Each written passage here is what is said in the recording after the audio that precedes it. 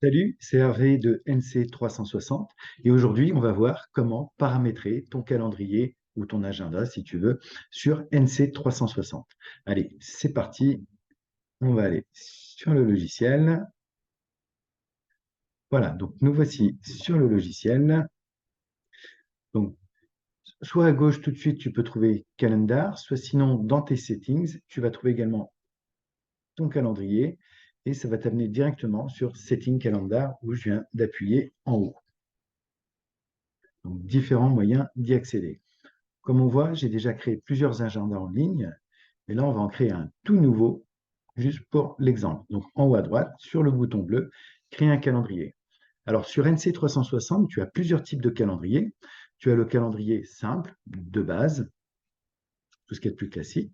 Tu as le Run Robin. Alors, Run Robin, c'est si tu travailles avec plusieurs personnes, que plusieurs personnes euh, quand quelqu'un prend rendez-vous, il y a plusieurs personnes qui peuvent le traiter. Donc, ça va le sélectionner l'un après l'autre. Bien sûr, tu peux mettre des priorités dessus.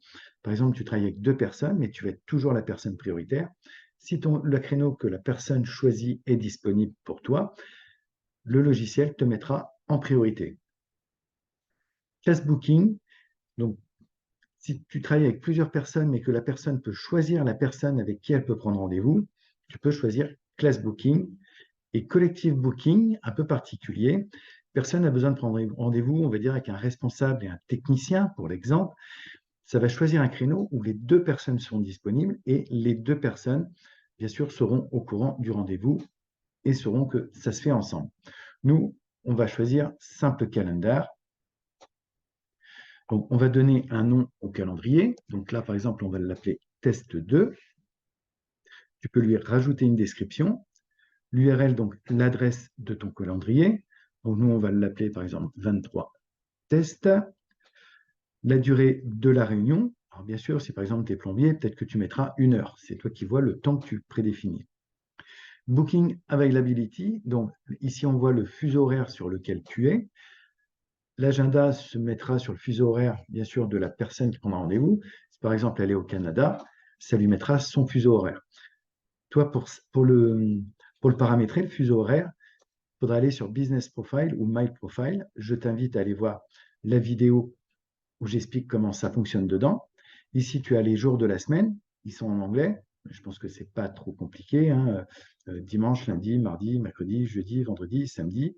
Et bien sûr, tu peux les sélectionner, les désélectionner comme tu veux. Les horaires de ta journée où tu es disponible. Et là, on va aller sur les paramètres avancés. Bon, suite à un petit bug sur le logiciel, je vais aller dans un de mes calendriers pour te montrer. Donc, quand tu vas dans les détails de ton calendrier, d'ailleurs, je vais te montrer comment on peut y aller. Hop, on ferme ici. Ici, sur les trois petits points à droite de ton calendrier, donc plusieurs choses s'affichent. Donc, éditer, qui va nous permettre justement d'aller voir les paramètres. Dupliquer, si tu veux dupliquer ce calendrier. Copier le code d'intégration, donc si tu veux l'installer sur un site. Copier le lien permanent. Généralement, c'est le lien que tu vas donner à la personne à qui tu veux qu'elle prenne rendez-vous. Copier le lien de planification, c'est à peu près la même chose. Désactiver le calendrier, si tu n'en as plus besoin, ou tu sais que par exemple pendant 6 mois, tu pars 2 mois en vacances et tu veux le désactiver, voilà, par exemple. Déplacer vers le groupe ou supprimer le calendrier. Donc nous, bien sûr, on va aller dans éditer. Donc ici, tu peux mettre un logo si tu veux pour ton calendrier, ce qui fait très professionnel. Le nom de ton calendrier, la description, le groupe. Donc si tu travailles avec un groupe, moi je ne travaille pas avec un groupe, donc j'en ai pas besoin. Dans le groupe, on peut le créer en amont, en fait, tout simplement. Le URL personnalisé, le type d'invitation à la réunion. Il s'agit du titre de l'événement du calendrier qui s'affiche dans Google Calendar. Donc quand la personne a pris rendez-vous, c'est le nom qui s'affichera. Le lieu du rendez-vous, alors moi j'ai mis Zoom parce que pour ce calendrier-là, les gens prennent rendez-vous et c'est sur Zoom qu'on se retrouve. Et bien sûr, tu peux mettre un couleur à l'événement. Donc quand tu as plusieurs calendriers, ça peut être pratique pour s'y retrouver. Les disponibilités. Alors, les disponibilités, je te conseille de rester sur standard. Personnalisé, c'est quand tu veux faire un rendez-vous, par exemple, pour un webinaire. Donc là, c'est très limité dans le temps, où tu fais une offre exceptionnelle pendant 72 heures, par exemple. Donc, c'est quand c'est limité dans le temps. Donc, on retrouve les jours de la semaine ici, comme on a vu tout à l'heure.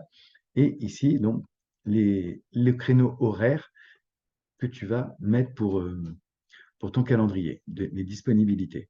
Donc, par exemple, ici, on va le modifier un peu pour que tu puisses voir. 9h midi. Si on se prend des horaires de bureau, il ne veut pas. OK. Bon, je suis en plein bug.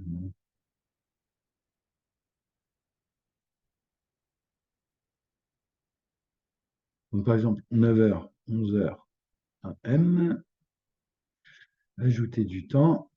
Là, je suis peut-être en conflit avec un autre calendrier. C'est possible. Donc ici, je voulais les horaires. On reprend à 14h, on va dire, 14h PM. Oui, en rouge. 17h PM. Et tu peux le copier à tous les jours de la semaine. Voilà, par exemple. Après, bien sûr, tu peux encore modifier s'il y a besoin en fonction de tes besoins, bien évidemment. Réunion récurrente, donc si c'est juste exceptionnel, comme on disait. Ah, et c'est là où on arrive sur des paramètres intéressants. Intervalle de réunion, c'est ce qui va s'afficher quand les gens vont prendre rendez-vous. Donc, par exemple, si tu as mis 30 minutes, ça va mettre par exemple 8h, 8h30, 9h, 9h30. Si tu mets 1 heure, ça va faire 8h, 9h, 10h, 11h, midi, etc. La durée de la réunion, donc 30 minutes. Avis de planification minimale, donc moi j'aime bien mettre ici 24 heures. Je n'aime pas que les gens prennent rendez-vous le jour même. J'aime bien qu'ils attendent au moins 24 heures. Plage de date, donc sur combien de jours ils peuvent prendre rendez-vous. Donc tu peux le mettre à 15 jours. Je te conseille de ne pas aller trop loin.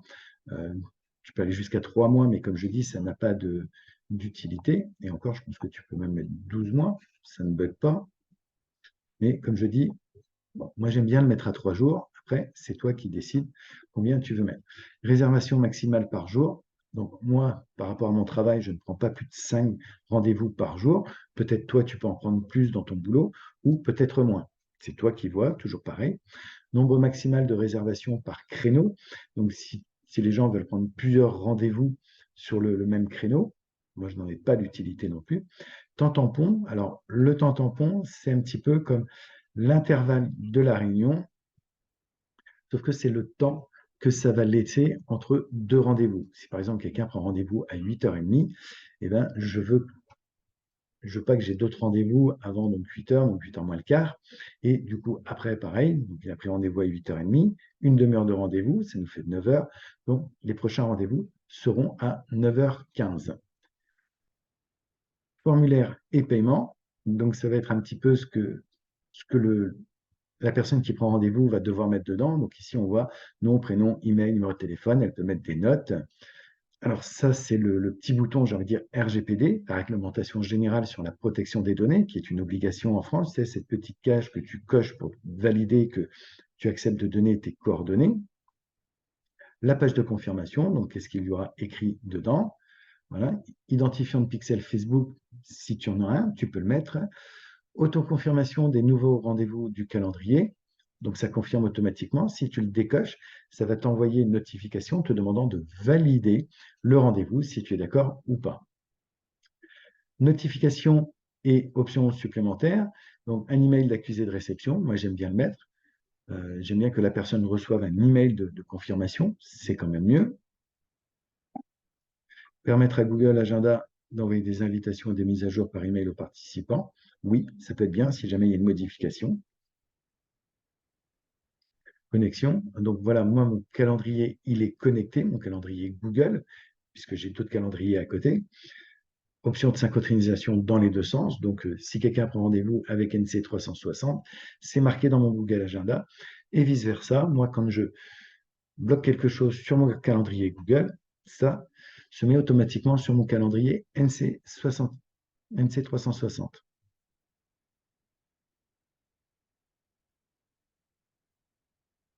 Donc ici, toujours pareil, la personnalisation, si tu n'as pas mis de logo, tu peux toujours en mettre un. Enfin, là, ce n'est pas le logo, c'est une image du calendrier. Ça peut être sympa si tu veux en mettre une en arrière-plan. Donc tout ça, OK. N'oublie pas à chaque fois de sauver. Alors, si jamais tu ne l'as pas fait, donc toujours pareil sur tes profils business ou ton profil personnel, de connecter ton agenda. Donc ici, on voit mon agenda Google, il est connecté. Tu vois, j'ai déjà des calendriers dessus. Donc, on peut les synchroniser avec. Si tu es plutôt Outlook, tu peux. Et Mac, bien sûr. Et comme tu l'as vu juste avant, Zoom également est connecté dessus. Donc, au niveau du calendrier, hop, copier le lien permanent. On va aller voir ce que ça donne.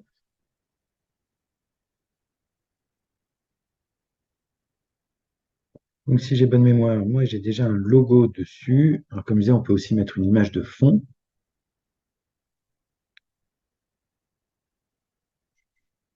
Ah ben non, sur celui-là, j'ai pas le logo. Et voilà ce que ça donne. Bonjour, merci de bien réserver votre créneau. Nous vous appellerons sur WhatsApp.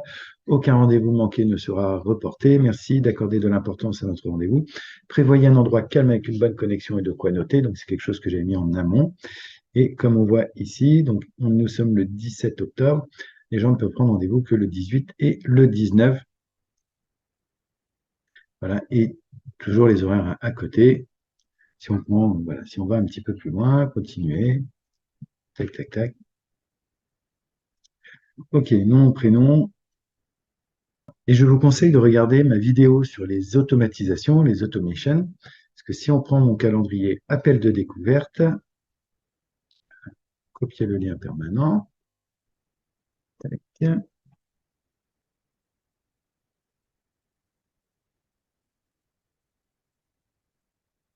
Alors, une personne qui prend rendez-vous, donc qui importe l'heure, voilà.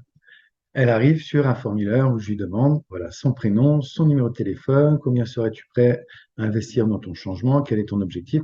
Donc, vous pouvez lui mettre une liste de questions euh, pour présélectionner les gens, justement, et peut-être parfois pour certains business, c'est important, intéressant d'avoir ça pour ne pas avoir juste des curieux qui vous font perdre du temps. Voilà, j'espère que cette vidéo vous a plu. N'oublie pas de liker la vidéo pour m'aider à en faire bien d'autres et à t'abonner à la chaîne.